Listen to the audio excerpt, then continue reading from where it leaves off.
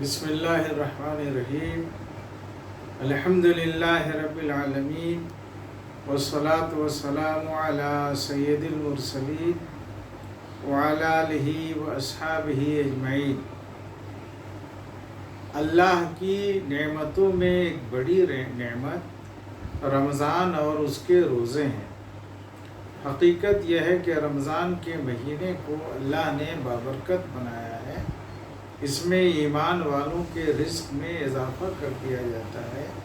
جنت کے دروازے اکرام اور احترام میں کھول دیے جاتے ہیں، اور افطار کے وقت اور دوسرے اوقات میں خاص طور پر دعائیں قبول ہوتی ہیں۔ اس لیے رمضان کا مہینہ آتے ہی تمام ایمان والے مرد ہوں یا عورت ہوں، جو بھی بالغ ہیں، ان کے اوپر پورے مہینے کا روزہ رکھنا ضروری ہے، فرض ہے۔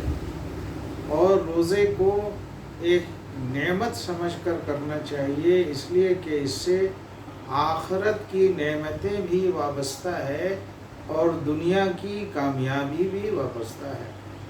دنیا کی کامیابی میں انسانی صحت کو اس سے بڑا فائدہ ہوتا ہے، بہت سے امراض اس سے دور ہوتے ہیں۔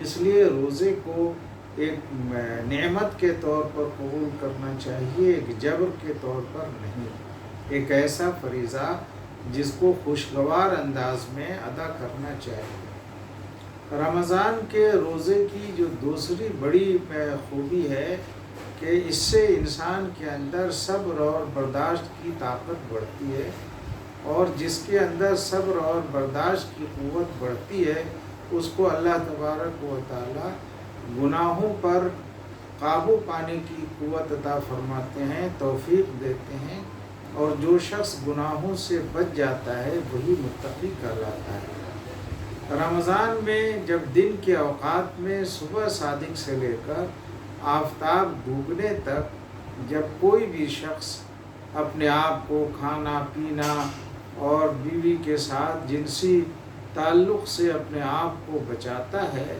تو اس کے اندر ایک ایسی روحانی اور ملکوتی قوت پیدا ہوتی ہے جو اسے دوسرے گناہوں پر چھوڑنے پہ آمادہ کرتی ہے۔ اس لیے یہ ضروری ہے رمضان کے روزہ رکھنے والے تمام احباب مرد اور عورتوں کے لیے کہ وہ نہ صرف رمضان کے روزے رکھیں بلکہ اپنی زبان اور نگاہ پر بھی قابو رکھیں، اپنے ہاتھ اور پاؤں سے کسی طرح کا گناہ نہ ہونے دیں۔ زبان سے جس طرح کھانے پینے کو پہ کنٹرول کیا جاتا ہے کہ دن کے اوقات میں نہ ایک دانہ کھا سکتے ہیں نہ ایک گھونٹ پانی پی سکتے ہیں، اسی طرح زبان سے کسی کے خلاف غیبت کرنے میں، شکوہ شکایت کرنے سے بھی پرہیز کرنا چاہیے، جھوٹ بولنے سے پرہیز کرنا چاہیے۔ رمضان کے دنوں میں اس کا بھی اہتمام کرنا چاہیے کہ یہ بڑی بابرکت ساعتیں ہیں، اس لیے نمازوں کا اہتمام کرنا چاہیے، تراویح کی نماز کا اہتمام کرنا چاہیے، سحر کے وقت اٹھ کے اللہ کو یاد کرنا چاہیے، کم سے کم جب بھی توفیق ملے، موقع ہو تو ضرور اس کی رعایت ہو کہ ہم تہجد کی نماز بھی رمضان کی مبارک ساعتوں میں، راتوں میں ادا کر لیں۔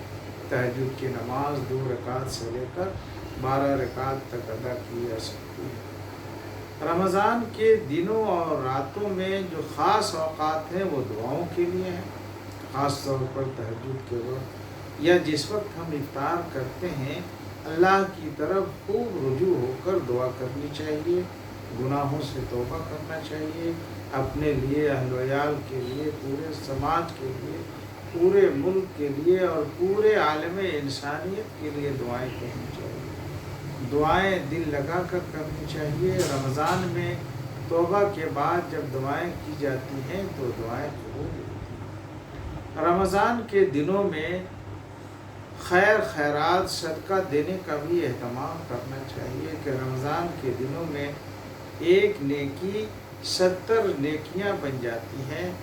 جو نوافل کی عبادتیں ہوتی ہیں وہ فرائض کے برابر ان کا ثواب ملتا ہے۔ اللہ تبارک تعالی ہم سب کو رمضان کی سعادتوں کو صحیح طور پر حاصل کرنے کی اور اللہ کو یاد کرنے کی، روزے مکمل کرنے کی توفیق عطا فرمائے۔